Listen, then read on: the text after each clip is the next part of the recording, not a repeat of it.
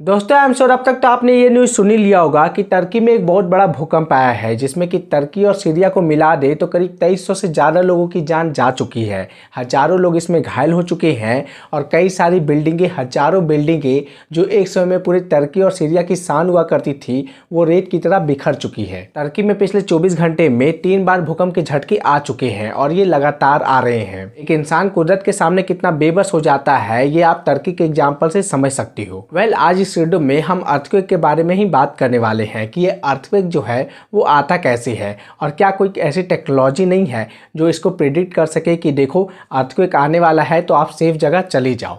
तो इन्हीं सब टॉपिक पर आज मैं बात करने वाला हूं, तो चलिए इस वीडियो को शुरू करते हैं।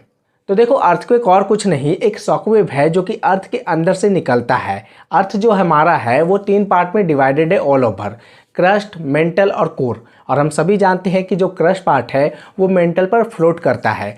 तो जो क्रस्ट वाला पार्ट है ना वो अपने आप में ही कई सारे टुकड़ों में बटा हुआ है। जो आप ऑल ओवर स्ट्रक्चर देखते हो अर्थ का, जो ऊपरी परत जो होती है जिसको कि क्रस्ट लिथोस्फीयर बोलते हैं, तो वो कई सारे टुकड़ों में मतलब बटी हुई है और उसको हम लोग बोलते हैं प्लेट टेक्टोनिक। और वो दोनों वो मतलब कि बहुत सारी प्लेटें हैं वो आपस में तैरती रहती है और जब उन दोनों के बीच में कोई टकराहट होती है, कोई घर्षण होता है ना, तो उससे जो कंपन निकलती है वही कहलाता है अर्थक्वेक। आप इस इमेज में देख सकते हो कि जो हमारा अर्थ है वो कितने सारे टेक्टोनिक प्लेट में बटा हुआ है और ये जितना भी बॉर्डर एरिया देख रहे हो ना, तो यहाँ पर जो भी शहर बसा होता है ना तो वो अर्थक्वेक के लिए बहुत ज़्यादा प्रोन कहलाता है। मतलब कि यहाँ पर अर्थक्वेक आने का चांस बहुत ज़्यादा हो जाता है। और ये जो टर्की है ये दुर्भाग्यवश से उसी फॉल्ट लाइन, उसी टेक्टोनिक प्लेट के बॉर्डर पे स्थित है, जिससे कि टर्की में अक्सर इस तरह के भूकंप आते रहते हैं। और ये केवल टर्की ही नहीं, आप सबसे ज़्यादा जहाँ पर भूकंप आता है उसका नाम सुने होगे जापान। जापान में बहुत ज़्यादा भूकंप आता है, तो ये भी उसी बाउंड्री लाइन पर स्थित है। इवन जो हमारा हिमालय रीजन है तो वो भी प्रोन एरिया कहलाता है अर्थक्वेक का,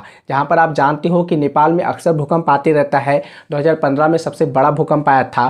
फिर हमारा जो गुजरात रीजन है वो भी आपका फॉल्ट लाइन में लाई करता है, जिसमें कि आप जानते हो कि 2002 में गुजरात में सबसे ज़्यादा बड़ा मतलब कि अर्थक्वेक आया था। हालांकि अर्थक्वेक किस मैग्नीट्यूड से आएगा तो ये डिपेंड करता है कि कभी कभी अर्थक्वेक बहुत ज़्यादा तेज, ज़्यादा शॉकिंग वेव में आता है, तो कभी कभी लो मैग्नीट्यूड से आता है। और इसको नापने का तरीका एक सिस्मोग्राफ है, एक रिश्टर स्केल है, जहाँ पर हम नापते हैं कि कितने मैग्नीट्यूड से जो अर्थक्वेक है वो आया है। जैसे कि 0 to 9 एक रिक्टर स्केल है जहाँ पर मापा जाता है कि हाँ अर्थक्वेक इस मैग्नीट्यूड से आया है। अगर 0 to 1, 2, 3, 4 तक रहे तो ये कॉमन माना जाता है, लेकिन जैसे ही 4, 5, 6, 7 तक आता है तो ये बहुत हार्ड अर्थक्वेक माना जाता है। और 9 के आगे तो कोई माप ही नहीं पाया है। क्यों?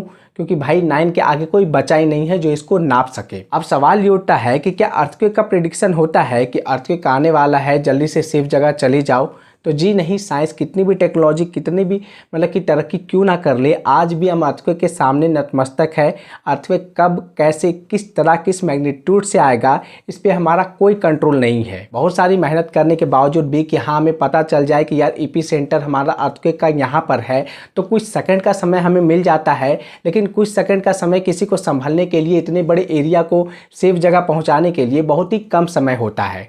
तो ऑल ओवर कहा जाए तो अर्थक्वेक का प्रेडिक्शन अभी तो ना के बराबर है। अभी टर्की की बात की जाए तो टर्की पे तो लगातार शॉक पे शॉक आ रहे हैं, जिसको कि आफ्टर शॉक का नाम दिया जा रहा है। मतलब कि एक बड़ा झटका के बाद जो लगातार झटका आता है वहाँ पर तो ये न्यूज़ रिपोर्ट किया गया है कि न्यूज़ वाले जब रिपोर्ट कर रहे थे तो उस समय झटका आ गया था।